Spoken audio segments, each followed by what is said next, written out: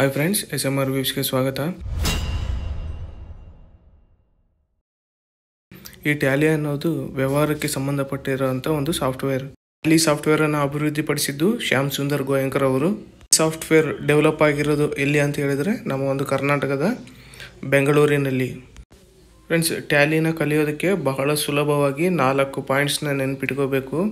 ಆ 4 ಪಾಯಿಂಟ್ಸ್ ಯಾವ್ಯಾವ ಅಂತ ಹೇಳಿದರೆ, ಒಂದು company creation, ledger creation, voucher creation, ಹಾಗೆ ಕಂಪನಿಯ ಪ್ರಾಫಿಟ್ ಮತ್ತು ಲಾಸ್ ಯಾವ ಥರ ಚೆಕ್ ಮಾಡೋದು ಅಂತೇಳಿ. ಈ 4 ಪಾಯಿಂಟ್ಸನ್ನು ನೆನ್ಪಿಟ್ಕೊಂಡ್ರೆ ನೀವು ಟ್ಯಾಲಿಯನ್ನು ಪೂರ್ತಿಯಾಗಿ ಕಲಿಬಹುದು. ಟ್ಯಾಲಿ ಸಾಫ್ಟ್ವೇರ್ ಇನ್ಸ್ಟಾಲ್ ಮಾಡ್ಕೊಳ್ಳೋದಕ್ಕೆ ಬೇಸಿಕ್ ಸಿಸ್ಟಮ್ ಕಾನ್ಫಿಗರೇಷನ್ ಇದ್ದರೆ ಸಾಕಾಗುತ್ತೆ. ಮೊದಲಿಗೆ ಕಂಪನಿ ಕ್ರಿಯೇಟ್ ಮಾಡಬೇಕು. ಕಂಪನಿ ಕ್ರಿಯೇಷನ್ ಅಂತ ಏನಂತ ಹೇಳಿದರೆ, ನಾವು ಯಾವುದೇ ಒಂದು ಕಂಪನಿನ ಸ್ಥಾಪನೆ ಮಾಡಿದಾಗ ಅದಕ್ಕೆ CEO ಅಂತೇಳಿ ಇರ್ತಾರೆ. ಆ ಒಂದು ಕಂಪನಿಯ ವ್ಯವಹಾರಗಳೆಲ್ಲ CEO ಅಂಡರಲ್ಲೇ ನಡೀತಾ ಇರುತ್ತೆ.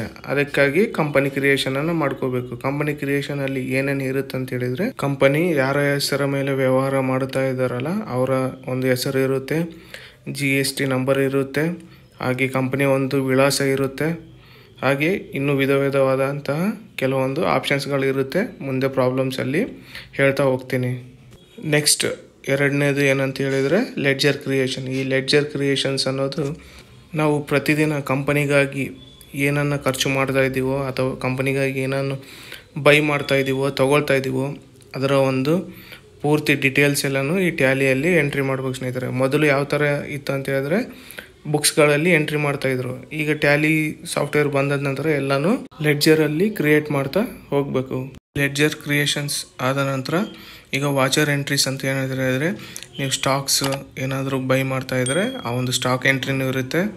ಈಗ ನೀವು ಸ್ಟಾಕ್ಸ್ ಏನಾದರೂ ಬೇರೆ ಥರ್ಡ್ ಪಾರ್ಟಿಯಿಂದ ಪರ್ಚೇಸ್ ಮಾಡಿದರೆ ಅವರಿಗೆ ಪೇಮೆಂಟ್ ಮಾಡೋದು, ಹಾಗೆ ರಿಸಿಪ್ಟನ್ನು ಕೊಡೋದು, ಇಲ್ಲ ಪೇಮೆಂಟ್ ಏನಾದರೂ ಪೆಂಡಿಂಗ್ ಇದ್ದರೆ ಪೇಮೆಂಟ್ನ ರಿಸೀವ್ ಮಾಡ್ಕೊಳ್ಳೋದು, ಈ ಒಂದು ವ್ಯವಹಾರಗಳೆಲ್ಲ ವಾಚರ್ ಎಂಟ್ರೀಸಲ್ಲಿ ಆಗುತ್ತೆ. ರಿಸೀವ್ ಅಂದರೆ ನಮಗೆ ಪೇಮೆಂಟ್ಸ್ ಏನಾದರೂ ಬರೋದಿದ್ರೂ ಈ ಒಂದು ವಾಚರ್ ಎಂಟ್ರೀಸ್ನಲ್ಲಿ ಎಂಟ್ರಿ ಮಾಡ್ತಾ ಹೋಗಬೇಕು.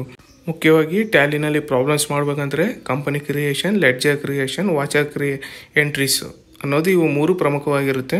ಈ ಕಂಪನಿ ಪ್ರಾಫಿಟ್ ಲಾಸ್ ಅನ್ನೋದು ಜಸ್ಟ್ ನಾವೊಂದು ಮಾಡಿದಂಥ ಪ್ರಾಫಿಟಲ್ಲಿ ಬಂದಿದೆಯಾ ಲಾಸಲ್ಲಿ ಬಂದಿದೆಯಾ ಅಂತ ಚೆಕ್ ಮಾಡೋದಕ್ಕೆ. ಬಟ್ ಟ್ಯಾಲಿಯಲ್ಲಿ ಇಂಪಾರ್ಟೆಂಟ್ ಸ್ಟೆಪ್ಸ್ ಯಾವ್ಯಾವ ಅಂತ ಹೇಳಿದರೆ 3 steps: company creation, ledger creation, voucher entries.